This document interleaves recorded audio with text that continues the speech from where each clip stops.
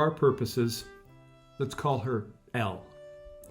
She was a beautiful, vivacious, sparkly woman, just 50 years old, and she was a regular at my AA home group meeting in the city center every Friday morning. Like me, she sometimes couldn't make it every week, but when she did, a freshness, a kind of brightness filled the room. Despite some vexing personal issues, she was nothing but smiles and positivity. We all loved it when Elle was there. Whenever her time to share came around, she always apologized for the drama in her life, and she tried hard not to drag us into the chaos that was so clearly a driving part of her day-to-day life. Like a wee bird, she would chirp out one anxiety after another with which she was forced to contend. Divorce, ex-husband, child custody battles, living alongside business disasters, unfair, even illegal practices leveled against her. Her story was not for the faint of heart. We always encouraged her that she was doing everything she could to keep her head above water. And most importantly, we praised her for living through all of it sober. She seemed to face her struggles with faith, honesty, and authenticity. I hadn't seen Elle for a few weeks. This is not always a thing to be concerned about. I mean, we all lead busy lives and can't always make our meetings. I thought nothing of it, until I found myself on a bus heading from our flat to a particular ministry event. Sitting across the aisle from me was another AA friend who reached across and touched my arm. I took my earbuds out as she proceeded to tell me the news. "Did you hear about Elle?" she asked. "No, what's up?" I replied. "I wanted to tell you so you didn't find out the hard way by asking at a meeting. Elle took her own life last week." I sat in stunned silence. Numb and shaken, I began to cry. In fact, I sobbed on the bus, something I don't recall ever doing before. My mind was immediately flooded with questions. What finally pushed this poor girl over the edge of hope? Could I or anyone have done more to help her? How close are any one of us to life situations equally crushing that might tempt us to do the same?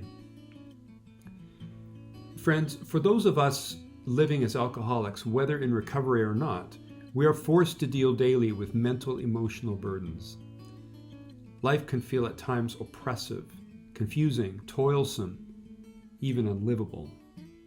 And it is all too common for mental illness, depression, anxiety, even OCD, ADD, or something else, to find respite in drugs or alcohol. It can be both prescriptive and descriptive of patterns of drinking or using, addictions either developing out of mental trauma or leading to it. Euphoria can seem a much better option than mental chaos. Plus, addiction can lead to both. As I live and work among those like me at some stage of recovery, I am continually reminded how tenuous is our hold on sobriety, sometimes even on reality. And I'm reminded how important are the relationships forged in the rooms of AA. Every conversation can be a key player in someone's decision to continue in sobriety or not, to continue living, or God forbid, end it all.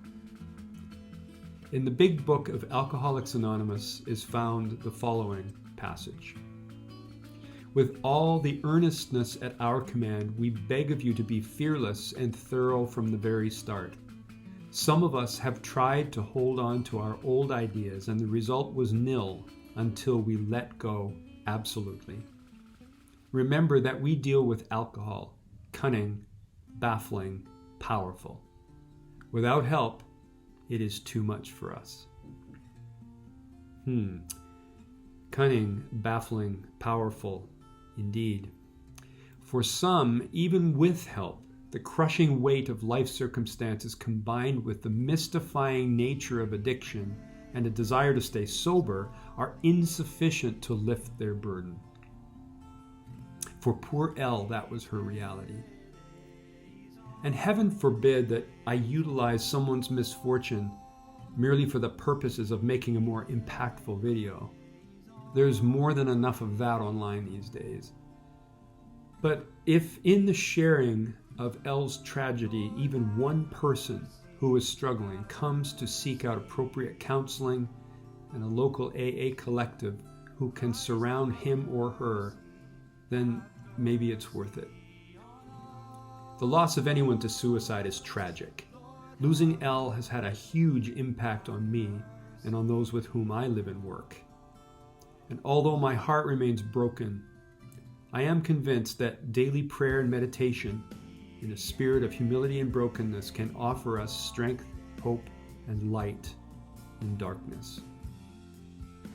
But sometimes when even prayers are not enough, we simply bow our heads before God and whisper a prayer for those who never did hear an answer to their heart's cry, my God, why have you forsaken me?" In the same way, God never forsook Jesus in his darkest moment. Neither does God in ours as well. Dearest Elle, rest now. Rest your weary head on the breast of the Savior. Rest and laugh among those who have gone before and have known you. Be at peace now, dear one. Be at peace.